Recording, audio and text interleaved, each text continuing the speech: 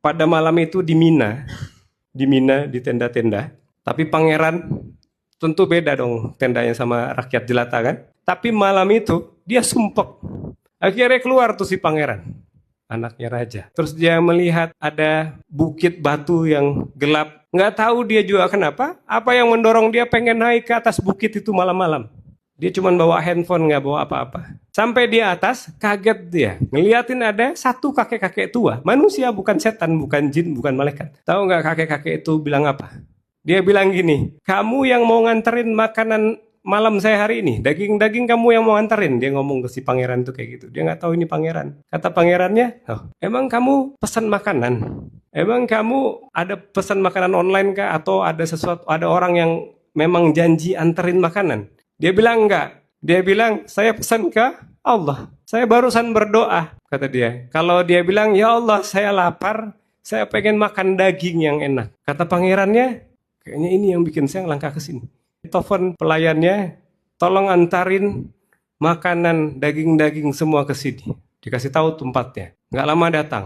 Datangnya banyak, melebihi dari kebutuhan dia makan sendirian. Terus dia bilang gini, alhamdulillah, ini daging yang paling nikmat yang pernah saya makan, kata kakek itu. Kakek ini bilang lagi, sekarang saya butuh teh Yaman dengan daun mint, kata dia. Terus diangkat lagi tangannya, ya Allah, ini makanan yang enak banget. Tapi saya lagi pengen minum teh pakai daun mint, kata dia. Pangerannya lihat kiri kanan. Kalian bawa daun mint sama teh, katanya ke pegawai-pegawai yang tadi. Enggak, cuman makanan aja, nggak bawa minum. Terus habis itu penasaran pangeran nih, siapa nanti yang akan datang nganterin gitu kan. Ternyata nggak ada yang nganterin, mereka turun ke bawah.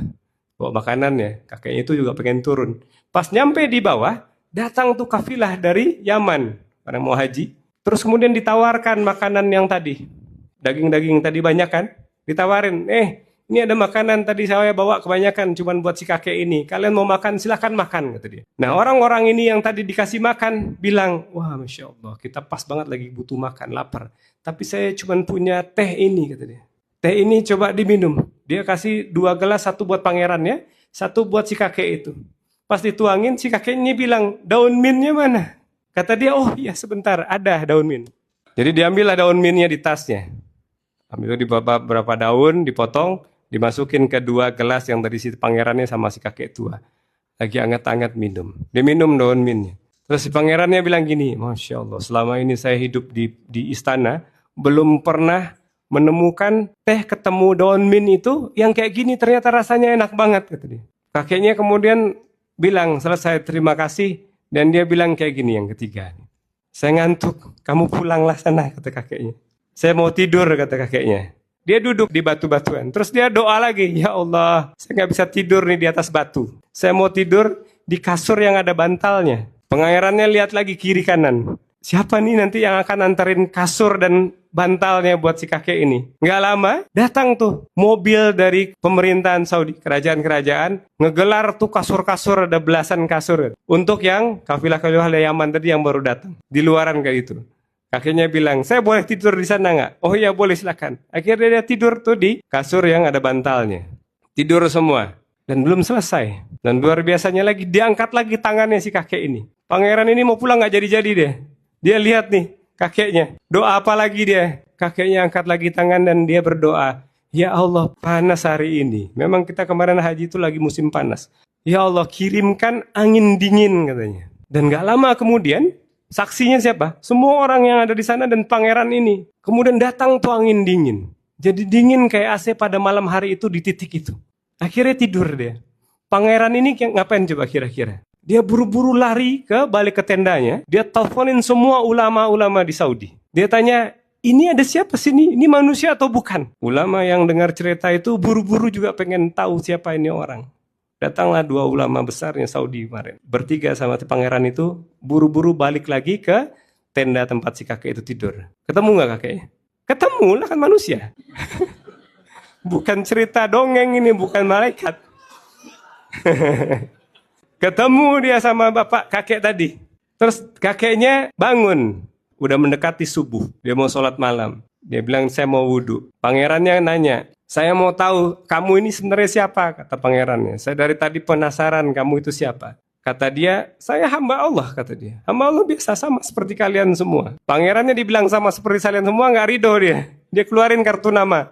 Dia bilang, saya pangeran. Ini dua ulama besar, emang kamu nggak tahu? Katanya orang ini, saya tahu. Kalian adalah hamba Allah, sama seperti saya, nggak ada bedanya. Kata pangerannya, kalau nanti, nih kartu nama saya pegang, kalau nanti kamu butuh apa aja, karena kamu orang soleh kata dia, kamu butuh apa aja, tanya ke saya, minta ke saya. Sama dia dikembaliin lagi tuh kartu nama. Kata dia, saya nggak butuh kartu nama kamu, saya nggak punya handphone juga. Kalau saya butuh apa-apa, saya tinggal minta ke Tuhan kamu. Tuhan kamu dan Tuhan saya. Jadi saya nggak punya urusan sama manusia di dunia ini. Urusan saya cuma sama Allah, kata dia. Selesai dikembaliin kartu namanya. Masih belum selesai ceritanya. Pangerannya penasaran, dia tanya lagi. Jadi kamu siapa? Dia bilang hamba Allah. Ya udahlah, kalau kamu nggak mau ngaku, doain aja saya. Dari tadi kamu doanya makbul. Kata dia, akhirnya didoain pangerannya. Tapi belum selesai doanya, dia bilang, saya mau buru-buru. Sebentar lagi mau subuh, saya mau ke masjid. Kata dia. Dan dari Mina ke Masjidil Haram itu nggak dekat. Harus naik mobil. Nggak bisa, kita waktu di Mina ya kita sholatnya di Mina. Nah, dia pengen sholat di masjid. Dia bilang, ya Allah, saya mau sholat di Masjidil Haram. Tolong kirimin mobil. Bayangin gak lama datang mobil, anterin dia. Kemudian selesai dia pergi, barulah percakapan antara pangeran dan si ulamanya ini terjadi. Pangerannya nanya kepada ulama, apa amalan orang itu? Kok dia bisa begitu?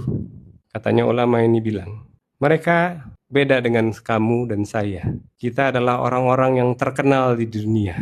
Tapi dia, orang yang gak dikenal di dunia, tapi dikenal di langit. Pelajaran yang bisa diambil dari sana adalah, kita nggak perlu cari muka ke orang-orang. Kita nggak perlu CM-CM, kita nggak perlu khawatirkan orang tuh mau ngomong apa tentang kita. Kita nggak usah khawatir digibah, difitnah, dicaci, dimaki, atau mau cari muka, mau sogok sana-sini, mau cari pejabat-pejabat biar dukung kita, nggak perlu. Kenapa? Karena ada contohnya nih. Urusan kita sama Allah aja udah.